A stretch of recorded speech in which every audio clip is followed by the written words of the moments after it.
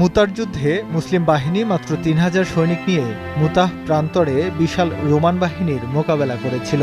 বলা হয়, রাসূলুল্লাহ সাল্লাল্লাহু আলাইহি ওয়াসাল্লামের জীবদ্দশায় মুসলমানরা যেসব যুদ্ধে অংশগ্রহণ করেছিলেন, এই যুদ্ধ ছিল সে সকল যুদ্ধের মধ্যে সবচেয়ে রক্তক্ষয়ী।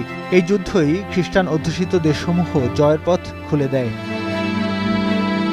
মহানবী হযরত মুহাম্মদ সাল্লাল্লাহু আলাইহি ওয়াসাল্লাম মক্কাবাসীর কাছে পরিচিত ছিলেন আল আমিন নামে, যার অর্থ বিশ্বস্ত। সকলেই তাকে ভালোবাসতেন, সম্মান করতেন, ছিলেন সকলের আস্থাভাজন। কিন্তু হঠাৎ করেই পরিস্থিতি বদলে যায় যখন তিনি আরব পৌত্তলিকদের মাঝে ইসলামের দাওয়াত দিতে লাগলেন। কেউ কেউ তার প্রতি এতটাই ক্ষুব্ধ হয়ে পড়েন যে নিজ মাতৃভূমি মক্কা ছেড়ে মদিনায় হিজরত করতে বাধ্য হন হযরত মুহাম্মদ সাল্লাল্লাহু আলাইহি ওয়াসাল্লাম।